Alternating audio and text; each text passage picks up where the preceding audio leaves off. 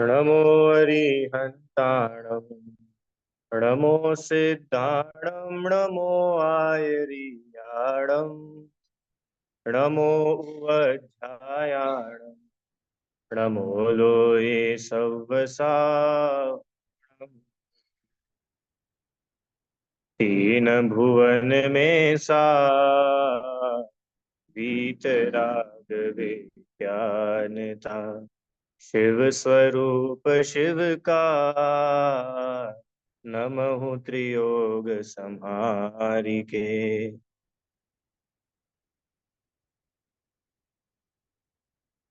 पंच परावर्तन का स्वरूप हम लोग समझ रहे हैं, जिसमें कल हम लोगों ने जो है भव परावर्तन की कुछ बातें की थी। क्या होता है भव परावर्तन? भव परावर्तन मतलब देखिए, अपन ये कार्तिकीय अनुप्रेक्षा के आधार से एक बार पढ़ते हैं सामान्य से क्या होता है, फिर उसको थोड़ा सा डिस्कस करके विषय को आगे बढ़ाएंगे। संसारी जीव नरक आदि चार गतियों की जघन्य स्थिति से लगाकर उत्कृष्ट स्थिति पर्यंत सब अवस्थाओं में ग्रैवेक पर्यंत जन्म पाता है। ये हमने बात की थी, चारों ही गतियां होती है, मनुष्य, नरक, तिर्यंच और देव। तो इन्हीं चारों ही गतियों में जितनी जघन्य आयु रहती है, वहां से लगा करके जितनी उत्कृष्ट आयु है, वहां तक ये जीव जो है, जघन्य मतलब कम से कम, उत्कृष्ट मतलब अधिक से अधिक, वहां तक ये जीव जन्म लेता है। कैसे नरक के होते हैं, देव के होते हैं, मनुष्य तिर्यंच के होते हैं, वो पूरा अपन समझा था कल। कुछ बातें मुझे कल की इसमें ऐड करना है, वो मैं आपको बता करके विषय को थोड़ा सा आगे बढ़ाते हैं। कल के अपन सिर्फ उसको पढ़ पाए, तो उसका भाव भाषण नहीं हुआ था।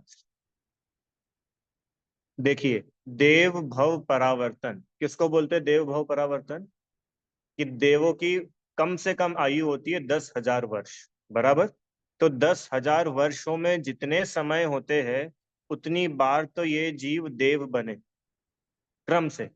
फिर 10,000 वर्ष एक समय, 10,000 वर्ष दो समय, ऐसे क्रम से बढ़ते बढ़ते बढ़ते बढ़ते नौवे ग्रेवेक तक 31 सागर प्रमाण ये जीव आयु वाला देव बने। ठीक है, ये देव भाव परावर्तन का बातें हैं। अब इसमें मुझे जो बताना है वो मैं आपको बताता हूँ। हम्म। नहीं, मोक्ष हो जाएगा तो थोड़ा ना लेना पड़ेगा। हाँ, वो तो पंच परावर्तन चल ही रहे हैं ना। और ऐसे पंच परावर्तन जीव कई बार कर चुका है। हाँ। हम्म। हम्म। ऐसे जरूरी नहीं कि वही आएगा, आपने कल मिस कर दी क्लास, है ना, कल नहीं आया था। ऐसा है कि 10,000 वर्ष की आयु वाला देव बने। अब 10,000 वर्ष में टोटल जितने समय होते हैं, उतनी बार तो वो 10,000 वर्ष की आयु वाला ही देव बने। फिर 10,000 वर्ष और एक समय की आयु वाला, ऐसे क्रम से बढ़ते बढ़ते जब 31 सागर की आयु पर्यंत तक की सारी आयु वाला वो क्रम से देव गति में चला जाए जीव, तब बोलते हैं उसके देव भव परावर्तन पूरा हुआ। ये बात है। अब मुझे बताना ये है कि देखो, कोई सामान्य से सामान्य भी, बिल्कुल छोटे से छोटा देव भी बनता है ना, बिना पुण्य किए कोई देव नहीं बनता है। सीधा सा गणित है, पाप करता है जीव तो नरक और तिर्यंच में जाता है, पुण्य करता है तो मनुष्य और स्वर्ग बनता है ना। अब सुनो ध्यान से, 10,000 वर्ष की आयु से लेकर के 31 सागर तक की आयु पर्यंत वाला जीव अनंतों बार बना, अनंतों बार। माने कोई पुण्य का भाव ऐसा नहीं रह गया जो हमने और आपने नहीं किया, और अभी भी हमको वो पुण्य ऐसा लगता है कि ये तो हम कर ले। आप समझ रहे?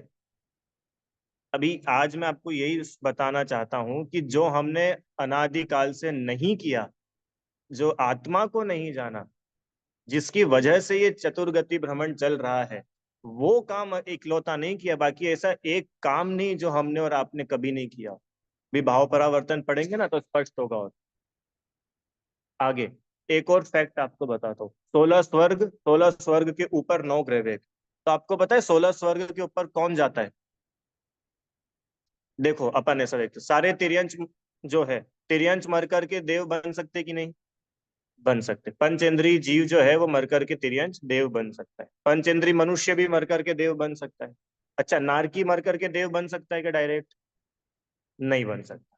और कोई देव वापस मर करके देव बन सकता है क्या? नहीं बन सकता। ठीक है, इतनी बात हुई। अब मतलब दो ही गति ऐसी है जहां से देव बना जा सकता है, एक तो मनुष्य और एक तिर्यंच। अब पहले से 16वें स्वर्ग तक तो सारे मनुष्य और सारे तिर्यंच जा सकते हैं। अब 16 स्वर्ग के ऊपर नौ ग्रैविक, अनुदिश, अनुत्तर, ये जितने भी है ना, इनमें सिर्फ मुनि वेश धारण करके ही जाया जाता है। माने कोई जीव मुनि बना हो तो वो 16वें स्वर्ग के ऊपर जाएगा। 16वें स्वर्ग के ऊपर सिर्फ जो मुनि बनता है वो ही जाते हैं, इसके सिवाय कोई नहीं जाते। हाँ, जस्ट मतलब जैसे मान के चलो अभी मैं मनुष्य हूँ, और अगर अभी तो खैर पंचम काल में तो 16वें स्वर्ग के ऊपर जाता ही नहीं है जीव, पर अगर 16वें स्वर्ग के ऊपर किसी को जाना हो तो उसको मुनि बनना कंपलसरी है।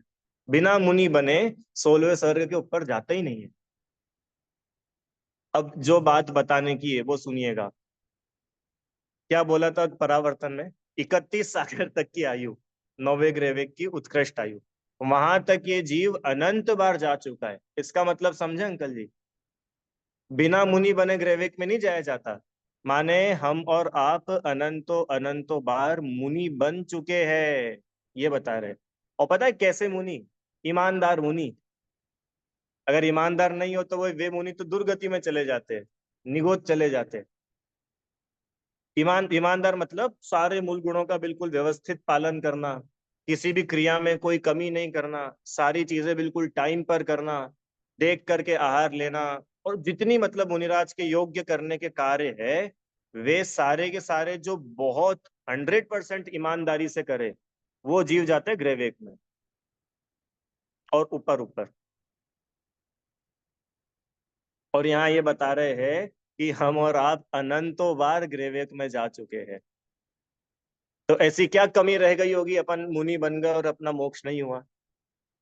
अरे अनंत बार मुनि बन गए तो एक आध बार तो मोक्ष हो जाता ना अनंत में से। इसी छह ढाला में आगे दौलत राम जी लिखने वाले दो बार लिखी ये वाली बात। आगे लिखा, मुनि व्रत धार अनंत बार ग्रीवक उपजायो, पै निज आत्म ज्ञान बिना सुख लेश न पायो। क्या अंकल जी? कि हमने, आपने, मैंने, अपन सब ने अनंतों बार मुनि व्रत लिया। मुनि व्रत लिया मतलब मुनि व्रत ही जब अनंतों बार लिया तो रात्रि भोजन कितनी बार छोड़ा होगा? बाजार का कितनी बार छोड़ा होगा? आलू प्याज लहसुन कितनी बार छोड़े होंगे? और चप्पल जूते कितनी बार छोड़े होंगे? और अष्टमी चौदस को हरी कितनी बार छोड़ी होगी? कितनी? अब लगाओ अंदाजा। इतनी बार ये सब त्याग करे, बाहर की सारी चीजें छोड़ी, फिर भी पे निज आत्म ज्ञान बिना सुख लेश, इतना सा भी सुख नहीं मिला। तो आप क्या कहना चाहते हो भैया, हम आलू प्याज छोड़ रहे थे तो अब नहीं छोड़ रहे क्या? कैंसिल कर दें हमारा प्लान? या हरी नहीं खा रहे थे अब हरी खाना शुरू कर दे क्या? क्या करें आप बताओ, वो कर लेते हैं हम। कि हम तो ये बोल रहे हैं कि उसको आत्मज्ञान के साथ सार्थक करो, नहीं तो आप जितने कर लोगे उसकी कोई कमी थोड़ी है। कोई जीव अष्टमी चतुर्दशी हरि छोड़ देगा, कोई एकासन कर लेगा, कोई उपवास कर लेगा, कोई 3 दिन कर लेगा, कोई 10 दिन कर लेगा। पर पै निज आत्म ज्ञान बिना सुख लेश लेश सुख नहीं मिलने वाला। तुम कितने ही कर लो, दुखी होगे उल्टे। क्यों? क्योंकि स्वर्ग के बाद सीधा एक इंद्री। इसलिए यहाँ पे दौलत राम जी ने प्रेरणा दी। आगे एक और बार छह ढालों में लिखा, अंतिम ग्रीवक लौ की हद, पाई अनंत बिरियापद, पर सम्यक ज्ञान न लादो, दुर्लभ निज में मुनि साधो। बहुत ही दुर्लभ भावना में लिखा है। क्या लिखा? कि ये जीव अंतिम ग्रीवक, नौवे ग्रीवक तक भी चला गया, अनंतों बार, एक दो बार नहीं, अनंत बार मैं, हम आप सब ग्रेवेक तक चले गए। और ग्रेवेक तक सिर्फ वही जीव जाता है जो मुनि दीक्षा लेता है। बिना मुनि दीक्षा लिए ग्रेवेक जाना इम्पॉसिबल है। तो यहाँ पर ये नहीं सिखाया जा रहा है कि मुनि मत बनो, यहाँ ये सिखाया जा रहा है कि मुनि बनो तो मुनिपना सार्थक करो। आत्मज्ञान के बिना सारे क्रिया सब कुछ व्यर्थ। इतनी इंपॉर्टेंस है आत्मज्ञान की। जो स्वरूप समझे बिना पाया दुख अनंत, स्वरूप को समझे बिना अनंत दुख पाया है हमने। आप, ये एक बात मेरे को आपको बतानी थी देव भव परावर्तन के संदर्भ में। मनुष्य भव परावर्तन के बारे में देखें, कल मनुष्य की भी बात की थी ना हमने, क्या कि जघन्य से लेकर के उत्कृष्ट, जघन्य आयु मनुष्य की तीन, एक अंतर्मूर्त, अंतर्मूर्त और उत्कृष्ट तीन पल्य, माने उतनी बार क्रम से हम और आप सब मनुष्य, गर्भज मनुष्य की बात चल। अब आपको पता है जीव मनुष्य कब बनता है? मनुष्य बनना अपने आप में कितना बड़ा सौभाग्य है। हम्म। चलो अभी मनुष्य बाद में लाते, एक इंद्री से निकलना ही अपने आप में कितना बड़ा सौभाग्य है, पता है? चलो अपन टोडरमल जी के पास चलते, देखो क्या लिखा पंडित जी ने। इसमें इन्होंने ऐसा लिखा कि ये जीव, पता है निगोद में रहने का काल कितना है? निगोद में, अभी हम यहाँ से मान के चलो अंकल बाहर निकले और एक पत्थर अपन उठाओ और ऊपर आसमान में उछाल दो, ठीक है? तो जितने समय वो पत्थर आकाश में है, उतना समय है सिर्फ 2 से लेके 5 इंद्री का। इतने टाइम रहता है जीव सब। और जितने समय वो धरती पे पड़ा हुआ है, अब कब तक पड़ा रहेगा धरती पे? ठीक अनंत काल तक रखा रहेगा, उसको क्या है, रखा है वो तो। इतना समय एक इंद्री पर्याय का। कितना दुर्लभ है। इसमें लिखा उन्होंने, तीसरे अध्याय में है। देखो मैं यहां से पढ़ करके आपको बताता हूँ। एक मिनट, हाँ।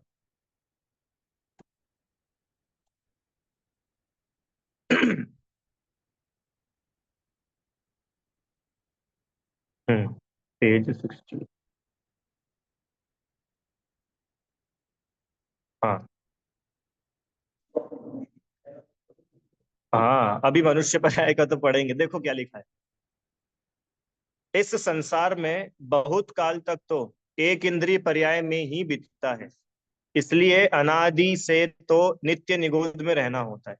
फिर वहां से निकलना होता है, जैसे भाड़ में भूंजते हुए चने का उचट जाना।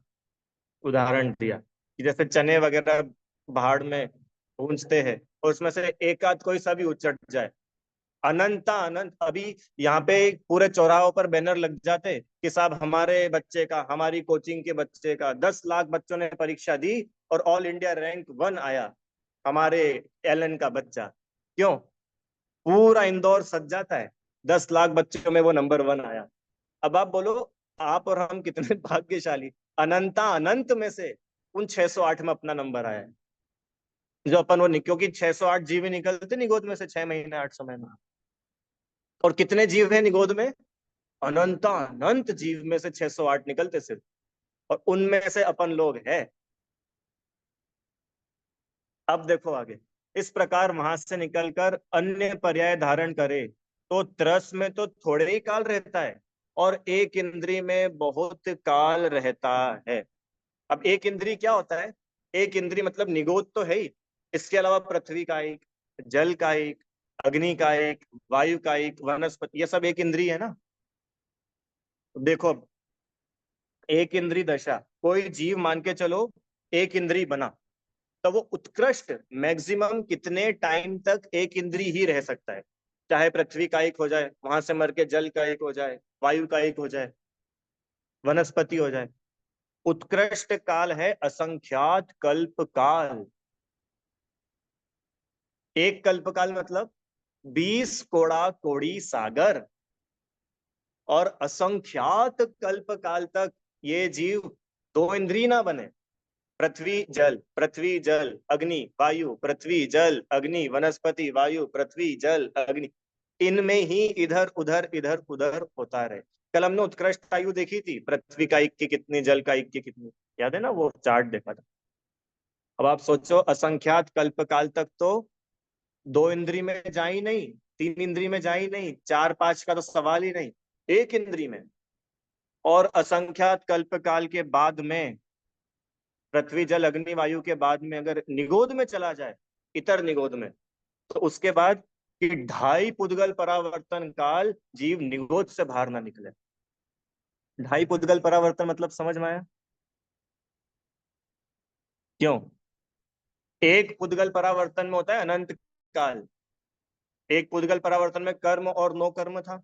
ऐसे वापस से एक और पुद्गल परावर्तन पूरा हो जाए तब 2 पुद्गल परावर्तन, और फिर कर्म अथवा नो कर्म परावर्तन में से कोई एक पूरा हो, उसको बोलते हैं 2.5 पुद्गल परावर्तन। सरल भाषा में बोले तो अनंत काल ये जीव निगोद में डला रहे और इसको कोई वहां से निकलने का अवसर ना मिले। इतना दुर्लभ है। इतने में हो जाते हैं असंख्यात पुद्गल परावर्तन। ये टोडरमल जी ने यहाँ पर लिखा। देखो पढ़ता हूं। नित्य निगोद से निकलकर, देखो सुनो, वहां इतर निगोद में तो बहुत काल रहना होता है। इतर निगोद, देखो निगोद समझ में आता है ना, जहाँ एक शरीर में अनंत जीव रहते हैं वो निगोद। वो निगोदिया जीव 2 टाइप के होते हैं। एक तो वो निगोदिया जो हमेशा से निगोद में ही है, कभी आज तक निगोद से बाहर ही नहीं निकले, उसको बोलते हैं नित्य निगोद। और वो दूसरे निगोदिया जीव जो कभी बाहर निकल गए और लौट करके फिर से निगोद में आ गए, उनको बोलते हैं इतर निगोद। क्या लिखे? वहां इतर निगोद में बहुत काल रहना होता है तथा कितने काल तक पृथ्वी, जल, वायु, वनस्पति और प्रत्येक वनस्पति में रहना होता है। नित्य निगोद से निकलकर बाद में त्रस रहने का उत्कृष्ट काल तो साधिक 2000 सागर ही है। कोई जीव अगर निगोद से निकला और अगर वो मैक्सिमम भी कंटिन्यू भी अगर 2 से 5 इंद्री तक रहा, एक इंद्री बना ही नहीं, तो भी पता है कितना टाइम रहेगा? 2000 सागर से कुछ अधिक समय है। फिर नियम से उसको एक इंद्री में आना है। 2 ही अवस्था है, या तो मोक्ष हो जाए या फिर एक इंद्री में चला जाए। साधिक 2000 सागर सिर्फ। तो आप और हम जो है ना, वो साधिक 2000 सागर वाले गोल्डन टाइम में है। एक इंद्री में रहने का उत्कृष्ट काल असंख्यात उद्गल परावर्तन है। हाँ। हाँ, निगोद से वापस अनंत काल बाद लिखे ना। एक उसमें रहने का संख्यात पुद्गल परावर्तन काल, और एक पुद्गल परावर्तन नहीं, 2 पुद्गल परावर्तन नहीं, असंख्यात पुद्गल परावर्तन हो और ये एक इंद्रिय से बाहर ना निकले जीव। वही जन्म मरण जन्म मरण जन्म मरण जन्म चल, चल, चलता रहे। कितने समय तक चलता है भैया ये सब? अनंत काल तक सिर्फ यही चलता है। अब समझ में आता है आपको मनुष्य पर्याय कितनी दुर्लभ है? आगे, पुद्गल परावर्तन का काल ऐसा है कि इसलिए ठीक है। अब ये बात मैंने आपको ये बताई कि एक इंद्रिय पर्याय में रहने का समय कितना अधिक है और 2 3 4 5 इंद्रिय में रहने का समय कितना कम है। अब आगे चलो, अब अपन चलते सदा सुखदास जी के पास, रत्नाकरण शाहुकाचार्य में। उन्होंने लिखा कि तुम मनुष्य भी बन गए तो तुमको पता है तुम कितनी मुश्किलों से मनुष्य बन पाए हो? आपको मालूम है ये जीव असंख्यात बार देव बनता है, जब जाकर के एक बार मनुष्य बनता है। असंख्यात बार देव बनता है, तब जाके एक बार। और अभी अपन ने मनुष्य बहु परावर्तन पढ़े थे। गर्भ में आया और मर गया, गई मनुष्य लाइफ। एक समय की आयु, ये अंतर मुहूर्त की आयु, और फिनिश। एक दिन का मनुष्य बना, मर गया, खत्म। देखो इसमें लिखा, जाति मध्य के संदर्भ में लिखा रत्नाकरण शाहुकाचार्य जी ने। सम्यक दृष्टि जीव जाति का गर्व नहीं करता। सम्यक दृष्टि तो ऐसा विचार करता है कि पूर्व भवों में मैं अनंत बार नीच जाति में पैदा हुआ, तब एक बार उच्च जाति में पैदा हुआ। हाँ, आप समझ रहे हो कि ये जीव एक इंद्री, 2 इंद्री, 3 इंद्री, 4 इंद्री, और इसके अलावा पंचेंद्री तिर्यंश, पंचेंद्री नारकी तो छोड़ो, क्या बोल रहे, अनंतों बार नीच कुल में, नीच जाति में पैदा हो, तब जाकर के एक बार उच्च जाति मिलती है। अनंतों बार। अंकल जी, अपन जैन बने ना, अनंतो बार। इसमें आगे पढ़ो क्या लिखा है आप लोगों को, मैं इनकी भाषा में सुनाता हूँ। देखो, अब उच्च जाति पाने का क्या गर्व करता है? तुझे पता है तू अनंतो बार नीच जाति में घूम के एक बार यहाँ आया है, और उसमें भी तो फूला जा रहा है। देखो, अनेक बार निगोद में पैदा हुआ, कुकरी सुकरी चांडाली ढीलनी चमारी दासी वेश्याओं के गर्भ में अनेक अनेक अनेक जन्म धारण किए। अरे आपको कुछ समझ में आ रहा है कि नहीं आ रहा है? ये मनुष्य पर्याय की दुर्लभता बता रहे अपन को। और अपने को ये मनुष्य पर्याय ऐसी पानी के भाव जाती भी। अरे समझ में आया क्या? इसमें आगे इन्होंने लिखा, इसलिए जाति कुल को विनाशिक कर्म के अधीन जानकर उत्तम शील पालने में, क्षमा धारण करने में, स्वाध्याय में, परोपकार में, दान में, विनय में प्रवर्तन करके जाति मत का उच्चपना सफल करो। नहीं तो अभी ये जाति खत्म हुई, ये मनुष्य पर्याय खसकी और किसी वेश्या के पेट में झूलते मिलेंगे, किसी बकरी के पेट में जाएंगे, पेड़ पौधे बन के खड़े रहेंगे हजारों वर्षों तक। खत्म। इतना दुर्लभ है। सिर्फ उच्च जाति मनुष्य की बात करिए। अब इसके आगे देखो, असंख्यात बार ये जीव मनुष्य बने, तब एक बार जैन बने।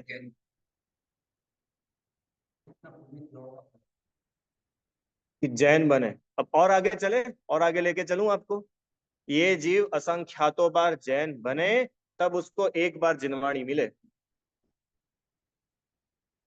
और अपन सबको मिली है जन्म से, तो अपने को उसकी कीमत नहीं आती है, क्योंकि अपने को तो जन्म से मिली। कितने ही लोग आज भी है, जो लोग जैन कुल में पैदा नहीं हुए पर हम और आपसे अच्छे हैं।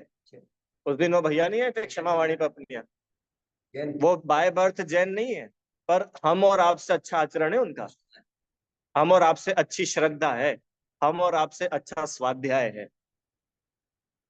बता दीजिए। और अपन तो बाय बर्थ जैन हो गए ना, तो अपने को इतनी सी कीमत नहीं आती। जैन होना मतलब देखो, एक जैन परिवार में जैन माता पिता के यहाँ पे जन्म हो जाना, वो तो एक बात है। पर जैन घर में जन्म होने के बाद सच्चा जैन बन जाना, वो अपना आप में कितनी बड़ी बात है।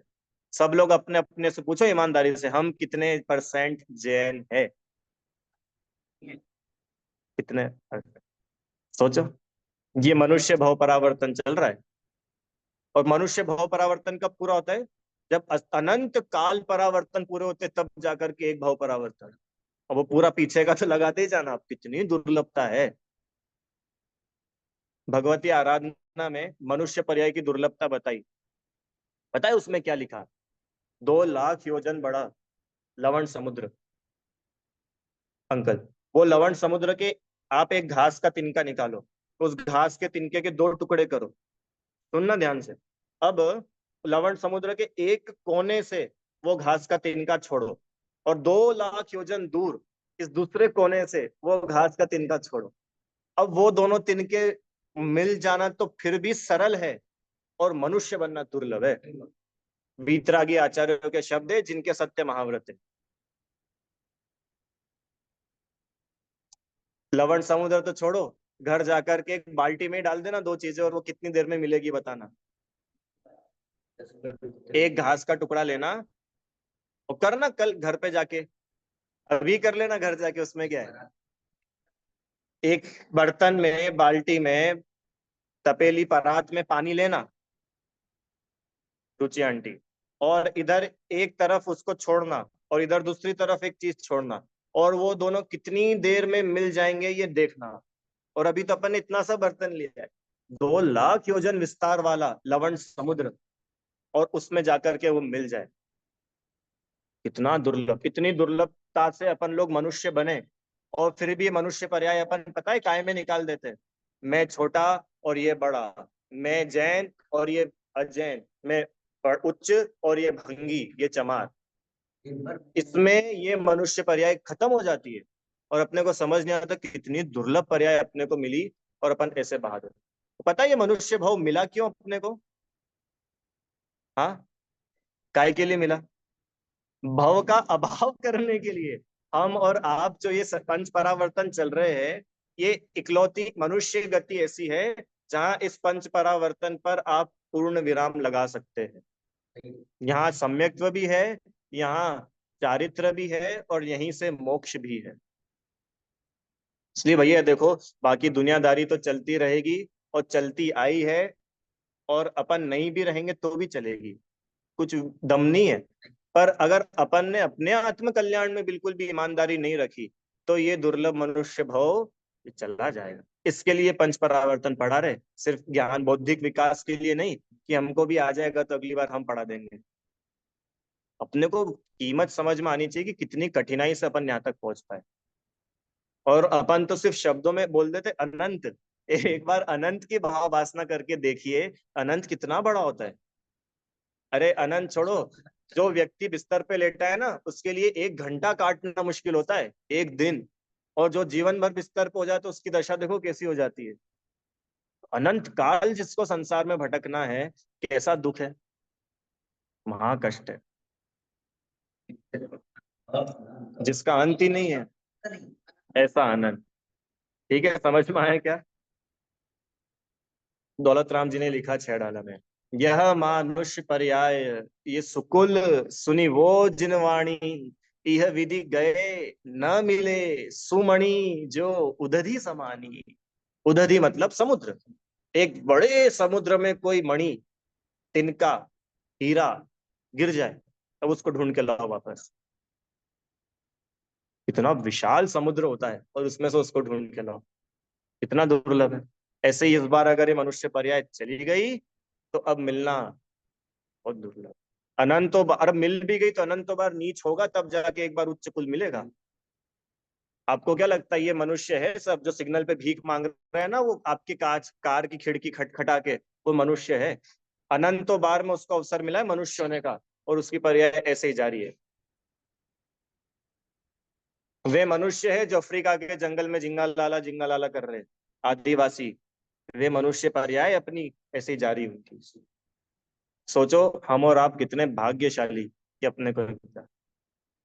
फिर आगे 6 डाल में दौलत राम जी फिर से प्रेरणा कर रहे हैं, इमी जानी साहस ठानी आलस हानि, यह सीख आदरो, जब लोन रोग जरा गए, तब लो झटिति निज हित करो। ना बुढ़ापे का इंतजार करो, ना बीमारी का, ना किसी पाप के उदय का। आज ये 9:16, ये आपके आत्म कल्याण करने का सबसे उत्तम क्षण है, सबसे उत्तम क्षण है। इतनी दुर्लभ है ये मनुष्य पर्याय मिल जाना। समझ में आया? अब अपने को आज भाव परावर्तन भी करना है। अब भाव परावर्तन करते हैं। ठीक है, देखिए, द्रव्य, क्षेत्र, काल, भव और अंतिम भाव, अनंत भाव परावर्तन पूरे होते हैं, तब जाकर के एक भाव परावर्तन पूरा हो पाता है। और भाव परावर्तन ही अपने आप में इतना दुर्लभ था। ऐसा एक भाव परावर्तन, फिर वैसा ही दूसरा भाव परावर्तन, ऐसे अनंतों भाव परावर्तन पूरे हो, तब जाकर के एक भाव परावर्तन पूरा हो पाता है। तो भैया ये क्या होता है भाव परावर्तन? कि भाव परावर्तन टेक्निकली तो बहुत ज्यादा बड़ा विषय है, और ना उतना अपने पास अभी समय है। बहुत शॉर्ट में उसको समझते हैं अपन, बहुत शॉर्ट में। देखिए, कार्तिक अनुप्रेक्षा, भाव भाव संसार में बरतता हुआ जीव अनेक प्रकार की स्थिति बंध के कारण और अनुभाग बंध के कारण अनेक प्रकार के कषायों से सहनी पंचेंद्रिय जीव परिण बनता है। भी नहीं समझ में? इतना समझ लो बिल्कुल शॉर्ट में, भाव परावर्तन एक मिथ्या दृष्टि जितने भाव कर सकता है, उतने भाव मैं और हम आप सब अनंतों बार कर चुके हैं। कि भैया अभी भी कुछ भी समझ में नहीं आया, कि सुनो वापस, बहुत सरल है। कर्म की तरफ से समझते हैं। अच्छा एक बात बताओ, हम जो भी कर्म बांधते हैं, वो कर्म बांधने के पीछे कुछ ना कुछ भाव होते कि नहीं? मतलब हमने कोई भी भाव किया और उस भाव के बदले में कर्म बंधा, भले ही शुभ कर्म बंधा हो चाहे अशुभ कर्म। अच्छा, अब वो जो कर्म बंधा, उस कर्म के फल में क्या होगा? चीजें मिलेगी। जैसे मान लो मैंने अच्छे भाव किए थे, उससे मेरे को पुण्य बंधा, और पुण्य के फल से क्या हुआ कि ये कुर्ता मेरे को मिल गया, मैं कुर्ता चाहता था और ये मुझे मिल गया। बराबर, मतलब ये कुर्ते मिलने के लिए मैंने कुछ भाव किए थे, उस भावों के बदले में कर्म बंधे, और उस कर्म के फल में मुझे मिला। ठीक है। आप जिस घर में रहते हैं, वो घर आपको पुण्य के उदय से मिला है। ठीक है, तो पुण्य आपने कभी पहले बांधा होगा, जब भी तो उसका उदय आया। तब वो जो पुण्य आपने बांधा था, तो बांधने के पहले कुछ भाव भी तो किए थे, किए थे। अब आप देख लो, आपके पास जितनी चीजें हैं, उन सब चीजों का रिलेशन है कर्म के उदय से, और वो सब कर्म के उदय आते हैं कर्म के बंधन से। और वो सारे के सारे कर्म बंधते हैं भावों से। तो भैया ऐसे कितने सारे भाव होते होंगे कि अनंत भाव परावर्तन पूरे हो, जब जाके एक भाव परावर्तन पूरा हो। कितने सारे भाव होते हैं क्या? क्यों, कितने भाव होते हैं? अच्छा बताओ। कि भैया थोड़े बहुत होते, क्रोध के, मान के, मायाचार के, लोभ के।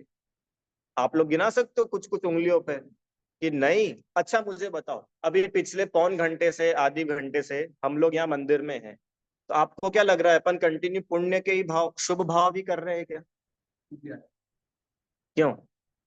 आप लोग पिछले आधी घंटे से ये कक्षा सुन रहे हैं, अपन स्वाध्याय कर रहे हैं, तो क्या पिछले आधी घंटे से सिर्फ अपन शुभ भाव ही कर रहे हैं क्या? बोलो। कि पॉसिबल ही नहीं है। एक अंतर मुहूर्त में असंख्यातों भाव हो जाते, असंख्यातों भाव, पता नहीं चलते अपने को। अभी बैठे बैठे कभी यूं हो जाएंगे, कभी यूं हो गए, कभी घड़ी देख रहे, ये सब क्या है? ये सब अशुभ भाव है। पूरे टाइम कोई शुभ भाव हो ही नहीं सकते, संभव असंभव। ऐसे अनंत अनंत प्रकार के भाव हमने और आपने अनंतों बार किए हैं। अब इसका सार ये है कि कभी आपको किसी के बुरे भाव भी जानने में आ जाए ना, कभी उससे घृणा नहीं करना। क्यों? क्योंकि ये बुरे भाव तो छोड़ो, इससे कई ज्यादा बुरे भाव अपन अनंतों बार कर चुके भाव परावर्तन में। एक भाव ऐसा नहीं रहा जो अपन ने नहीं किए। दान देने का भाव किया कि नहीं?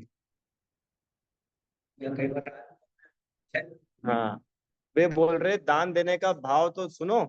दान दोगे आप, क्यों दोगे? कि आपके पास पैसे होंगे अंकल जी, तो पैसे मतलब वो पुद्गल, ये नोट जो है, ये पुद्गल, ये मेरे पास में है।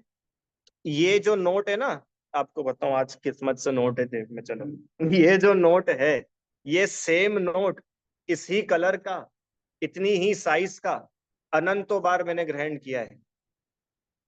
अनंतों बार। ये द्रव्य परावर्तन में पढ़ा था अपन ने। नो कर्म परावर्तन, एक कर्म उस नो कर्म परावर्तन में। एक पुद्गल परमाणु ऐसा नहीं जो हमने अनंत बार ग्रहण नहीं किया। अब जब ये रुपए मेरे पास अनंत बार है, तो क्या दान देने के भाव मेरे को अनंत बार नहीं आए होंगे? अब एक बार आ गया तो उसमें तुम बड़े बन जाते हो।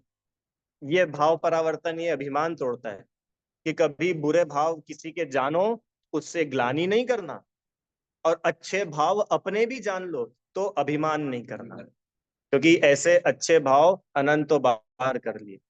बस वो भाव हमने और आपने आज तक नहीं किए जिनसे भव का अभाव हो। सम्यक दर्शन नहीं किया, मैं जीव हूं ऐसी श्रद्धा नहीं की। बाकी सब कर लिया है, सब कर लिया। बिजनेस चलाने के भाव किए कि नहीं अपन ने आज तक? पॉलिटिक्स के भाव किए कि नहीं आज तक? और षड्यंत्र वाले भाव किए कि नहीं किए? समाज सेवा के भाव आज तक किए? सारे भाव किए अनंतों बार, एक आध दो बार भी नहीं, अनंतों बार किए सारे के सारे भाव। और फिर भी यहीं पर है। और मालूम है पंचम काल में किसका जन्म होता है? मिथ्या दृष्टि का। तो इसका मतलब इस भूल में तो मत रहना कि हम लोग सम्यक दृष्टि थे। कितने लोग इतने भोले होते हैं, वे मालूम क्या समझ लेते हैं कि देखो भाई, अपन तो जैन घर में जन्म हुआ है ना अपना, तो अपन सम्यक दृष्टि है, क्योंकि अपन जैन घर में पैदा हुए। और जैसे कोई शर्मा जी हुए, कोई वर्मा जी हुए, कोई गुप्ता जी हुए, ये कुगुरु कुदेव को मानते, तो ये सब मिथ्या दृष्टि। और अपन जैन धर्म में पैदा हुए ना, तो अपन तो बाय बर्थ ही सम्यक दृष्टि, अपने को सम्यक दर्शन के लिए कुछ नहीं करना है अंकल।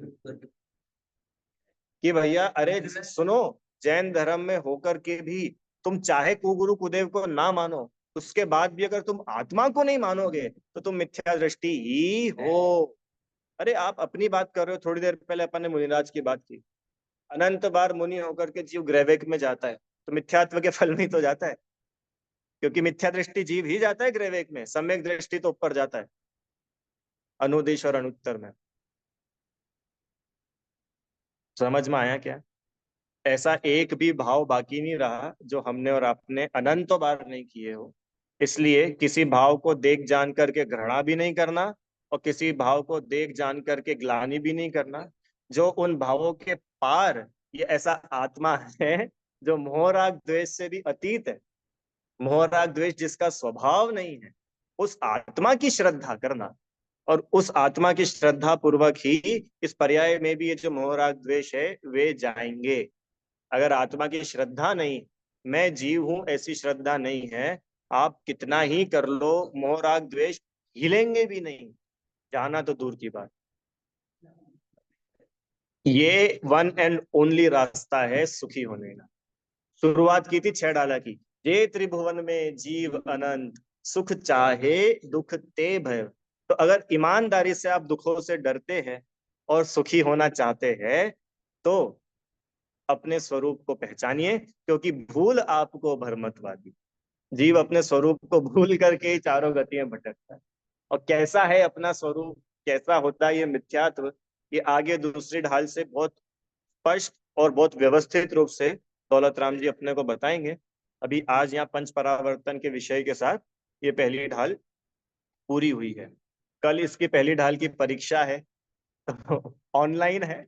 और जो लोग ग्रुप में नहीं है मुझे बता देना, आपको ऐड कर लूंगा। बड़ा सरल पेपर है, कुछ नहीं है। आपके सामने एक क्वेश्चन है, उसके नीचे 4 ऑप्शन रहेंगे, और आपको सिर्फ एक के ऊपर टिक लगाना है और आगे बढ़ना है।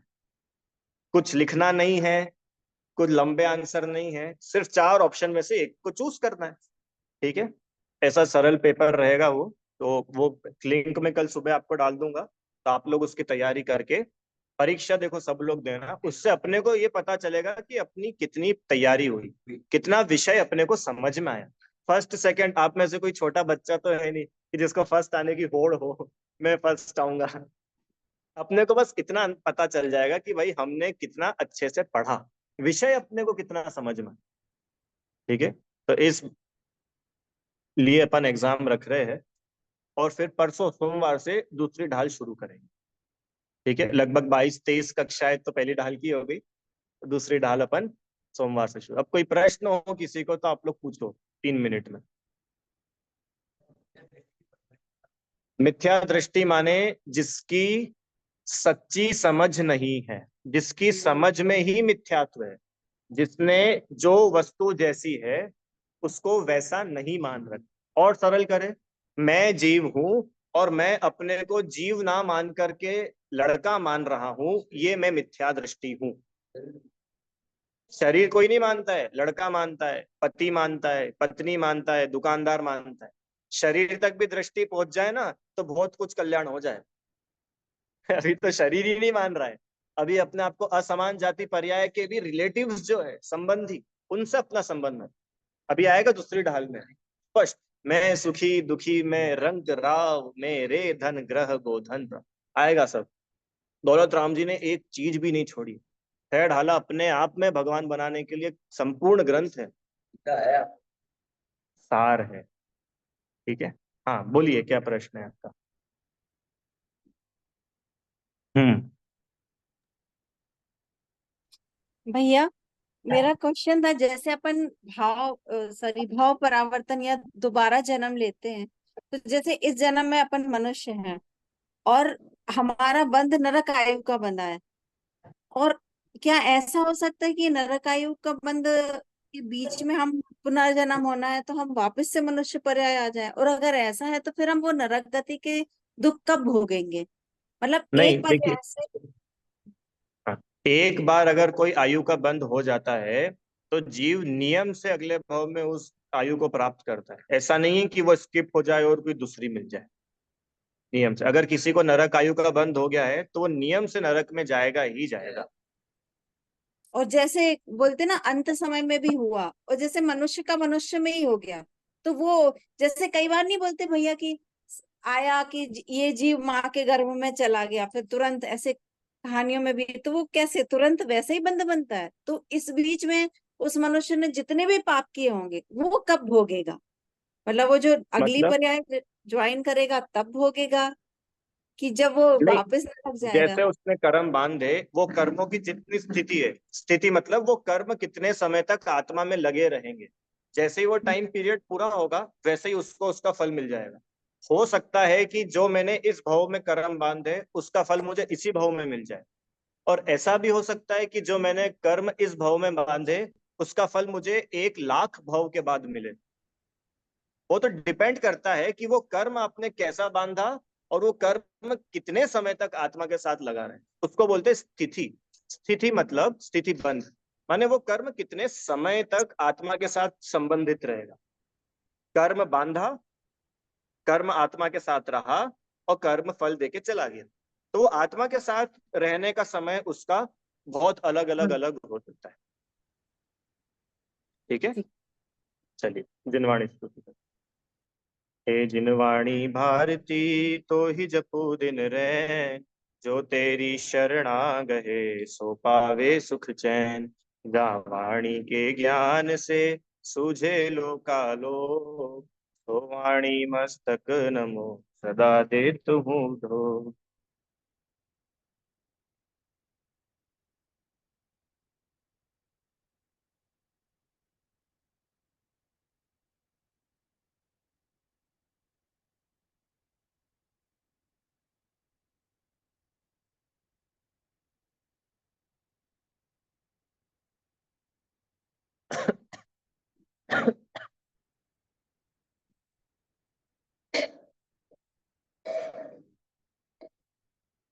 जय बोले द्वादशायन में जिनवाणी माता की जय, महान जैन धर्म की जय।